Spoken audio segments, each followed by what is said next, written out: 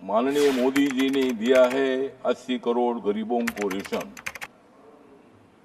माननीय मोदी जी ने दिया है 80 करोड़ गरीबों को रेशन। इसलिए माननीय राष्ट्रपति जी का बहुत ही अच्छा था अभिभाषण।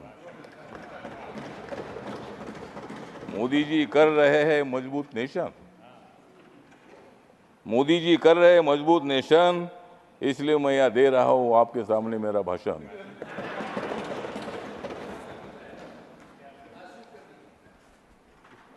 नरेंद्र मोदी जी प्रधानमंत्री बने हैं तीसरी बार,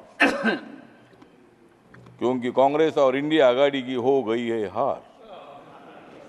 मोदी जी प्रधानमंत्री बनेंगे बार बार बार, और कांग्रेस की हो जाएगी हार हार हार। संविधान बदलेगा ये प्रचार झूठा था। संविधान बदलेगा ये प्रचार झूठा था, क्योंकि कांग्रेस ने सारा देश लूटा था।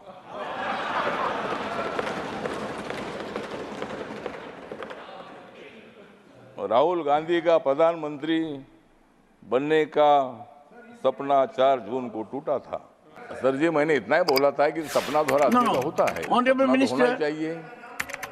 सपने में जीना ही अपना काम ही है। ऑनरेबल मिनिस्टर, और इसीलिए मतलब हम इतना ही बताना चाहते हैं कि संविधान के संबंध में बहुत बड़ा ब्लैकमेल करने का काम किया था, जनता में फूट पैदा करने का काम किया था।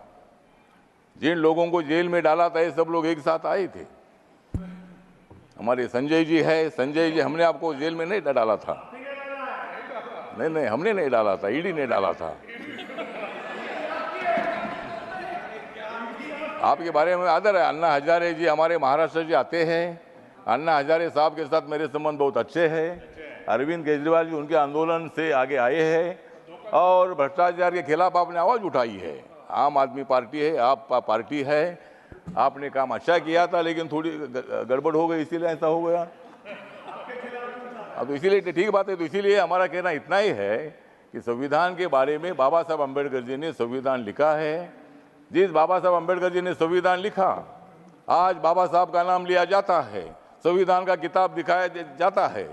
लेकिन मैं इतना बताना चाहता हूं, ये कांग्रेस पार्टी ने बाबा साहब को 2 बार हराया था।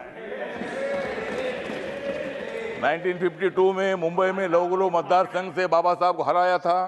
1954 में भंडारा जी बाबा साहब को हराया था, और बाबा साहब अम्बेडकर जी को भारत रत्न नहीं दिया था। बाबा साहब का फोटो सेंट्रल हॉल में नहीं लगाया था। और आज बाबा साहब की बात करते हैं। आज आप संविधान दिखाते हैं, संविधान दिखाओ, लेकिन संविधान के जैसा आपको बर्ताव करने की आवश्यकता है। और इसीलिए संविधान कोई बदल नहीं सकता है। नरेंद्र मोदी जी माथा टेकर शपथ लेते हैं। 26 नवंबर 1949 को संविधान का ड्राफ्ट बाबा साहब ने दे दिया था। तो वो दिन मोदी जी संविधान दिन मनाते हैं, और आप बोलते हैं कि भाई संविधान बदलेंगे। मोदी जी ने बाबा साहब के काम इतने पूरे किए हैं। मुंबई में हिंदू मिल की जगह पर 3600 करोड़ की जमीन बाबा साहब के मेमोरियल दी है, और वहाँ 1200-1300 करोड़ का मेमोरियल बन रहा है। डॉक्टर अंबेडकर फाउंडेशन आपने बनाया था, कांग्रेस पार्टी ने बनाया था, लेकिन वो खाली ऑफिस ही था। मोदी जी आने के बाद वहाँ इतनी बड़ी बिल्डिंग बन गई है। जहाँ बाबा साहब ने संविधान लिखा, वो 26 अलीपुर रोड पर इतना सुंदर मेमोरियल बन चुका है। इतने काम करने वाले मोदी जी संविधान कैसा बदल सकते हैं? वो कांग्रेस को बदल सकते हैं, लेकिन संविधान नहीं बदल सकते हैं।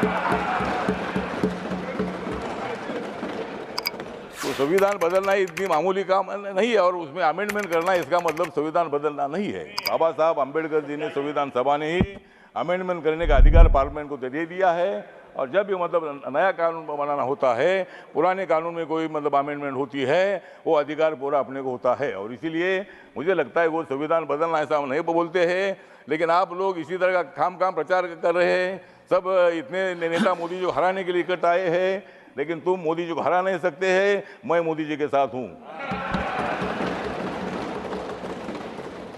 मतलब ठीक बात है, आपको लोकतंत्र में अधिकार है, आपकी सीट ज़्यादा ये अच्छी बात है, और आप इतनी ज़्यादा सीट ना आए कि आप उधर ही रहे और हम इधर ही रहे, मतलब ऐसा भविष्य में होगा। तो ठीक बात है। तो अगले बार भी आप ट्राई करिए।